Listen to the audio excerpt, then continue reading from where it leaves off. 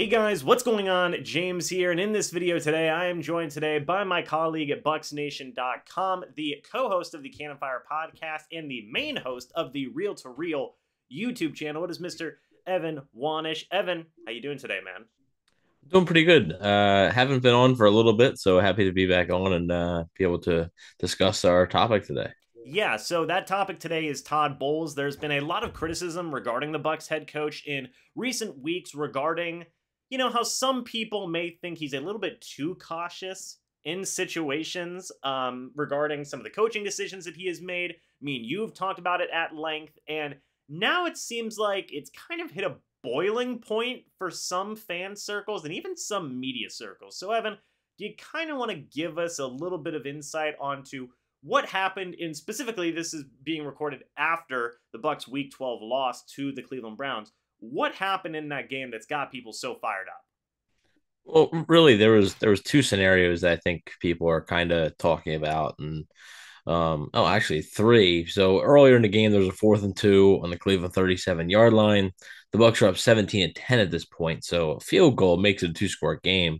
The Bucs elected to, well, the options were a 55-yard field goal, which in those conditions, Ryan Suckup doesn't have the longest leg. I understand not kicking that. Punt or go for it. And the Bucs elected to take the delay game penalty to give Jake Kamara a little bit more room and punt the ball instead of going for it. Now, if you would have went for that and got it, you would have been able to maybe put the game away, especially with a touchdown. Like the drive would have continued. Who knows what would have happened? But instead, you play sort of very passive and you punt the ball. Okay, so later on in the game, Cleveland's driving. It's still 17-10. There's about like a minute left, and Cleveland has a 4th and 10, right? And this is the game. This is the game. I have 4th and 10. I forget where exactly. They might have been on their own 12-yard line or the Bucs 12-yard line. And the Bucs just let the clock run. Okay. Todd Bowles explained it as they didn't want Cleveland to huddle up and be able to talk about it. They want them just, go play. But Cleveland snapped the ball with like 35 seconds left, and it ended up being a touchdown. So the Bucs just ran off a bunch of time there when they had all three of their timeouts. They could have taken one there, assumed that they were going to get a touchdown. Right, just assume that they're going to get a touchdown. So that gives you enough time. You would have had like 50 seconds and two timeouts to answer with a field goal to win the game. They didn't do it. David Njoku makes an incredible catch. Not much you can do about the catch, but then they get the ball, and Rashad White goes down after like a 2-yard gain, and they don't take a timeout. It's just they let the clock tick, tick, tick, and they're keeping all three timeouts in their pocket. It's a tie ball game right now. Julio Jones then gets loose for a 26-yard gain, and they finally take a timeout. By the time they took that timeout, there was 8 seconds left on the clock with two timeouts left. You're just having those two timeouts in your pocket with 8 seconds left instead of there being 20 seconds left if you would have taken a timeout right after the Rashad White play. It really cost the Bucs, and it seemed like they were playing for overtime at that point, and it just was pretty passive and not aggressive at all, and weren't trying to win the game at that point. We're just trying to get by. Yeah, and I actually saw some people talk about this on Twitter, in terms of like Greg Auman of Fox Sports now. So congratulations, Greg Auman, for that.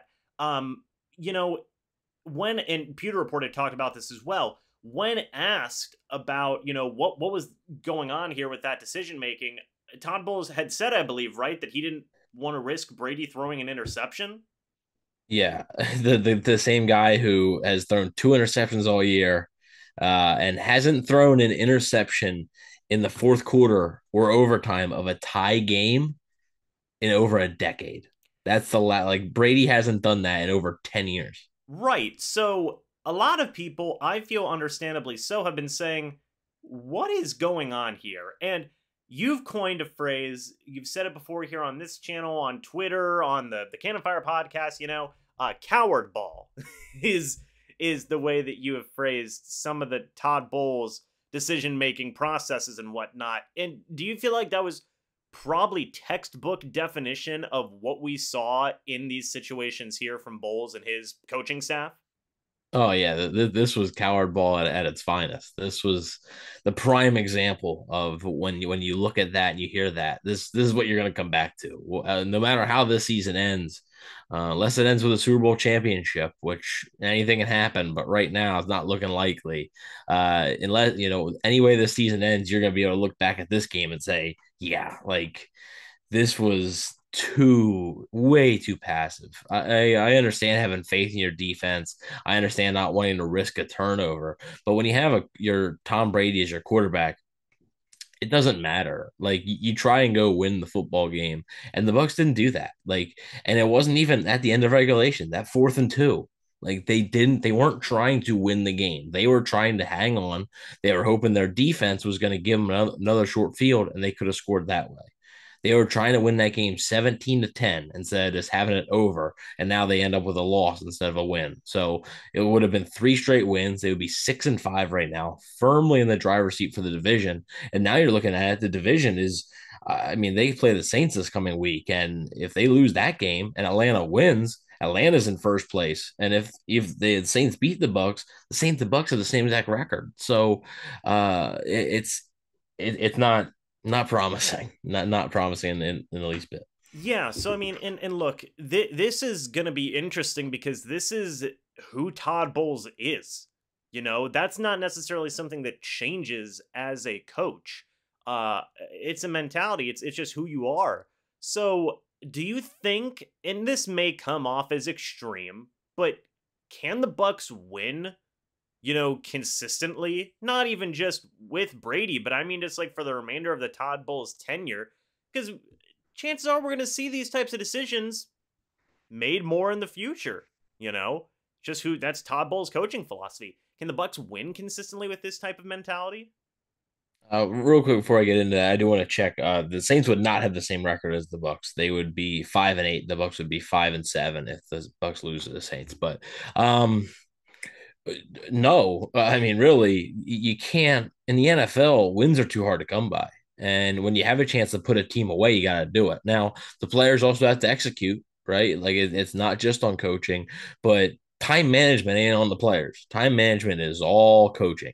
Like time management is something that every coach should be able to master. Like you should be able to manage a clock how it should be managed to give your team the best chance to win that game. If it doesn't happen, it doesn't happen. Sometimes you're going to put your team in a good chance in a good position to win and you don't win. It happens. Right? The Bucs could have called that timeout for, to save time right before the Cleveland's 4th down play. Cleveland still scores the touchdown, and then the Bucs don't get in field goal range. They go to overtime and lose. That could happen, but like you're not giving yourself a chance. So we have a lot to go. It's like I said, it's a loaded question. There's a long ways to go. I wouldn't expect Todd Bowles to be fired after 1 year. No. I think things would really have to go off the rails here for that to be a Sure. possibility.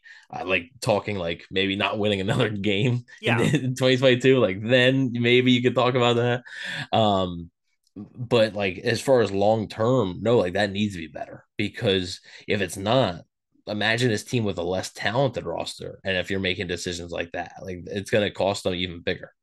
So so that's, as you said, it's got to change, but like how? If that's who a guy is, if that's who a coach is, how do you fix something like that? Is it something from the owners, maybe the Glaziers, or maybe Jason Light saying, "Hey, please"?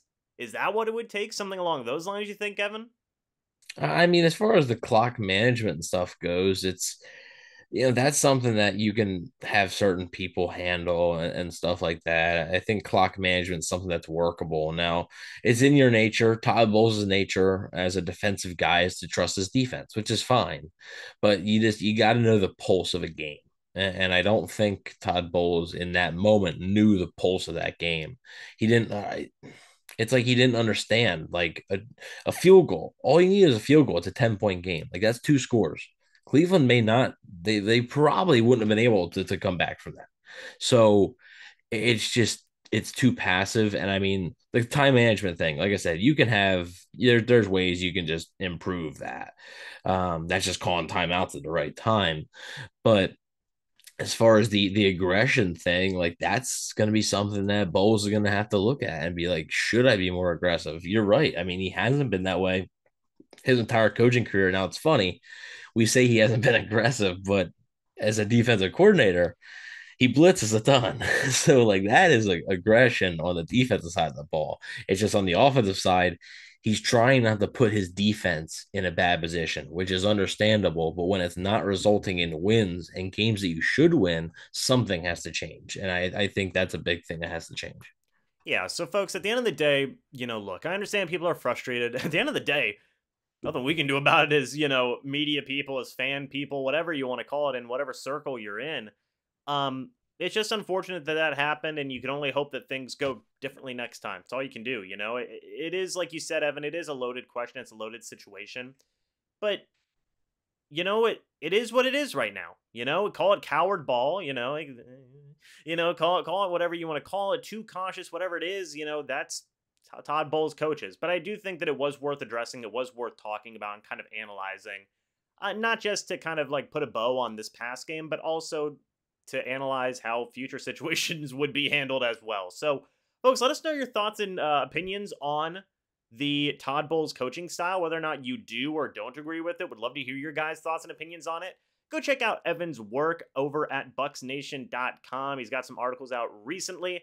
Also, check out the work at the Cannon Fire podcast as well. They just did a show with former Buccaneers quarterback Sean King. They do that every single week, be it on Monday, Tuesday, depending on the day, but they do it weekly, so definitely go check that out as well. And finally, hey, go check out the Real to Real YouTube channel, is where Evan is the main host. I myself am the co-host, and we review movies. It's a lot of fun. We just did a Nope review. Got another video coming out soon where we are going to be talking about just a lot of other different types of movies, ranking movies and whatnot. It's going to be a lot of fun. So, Evan, before we go ahead and head off, man, do you have any final words? No, just thank you a lot for having me on. Subscribe to Campfire Podcast, Real Real. You can find me on Twitter at Evan NFL as well. And yeah, thanks a lot for having me on. Right on. Thank you guys so much for watching. Hope y'all enjoyed. We'll see you all in the next video or the next live stream. But until then, and as always, guys, goodbye for now, and go Bucs.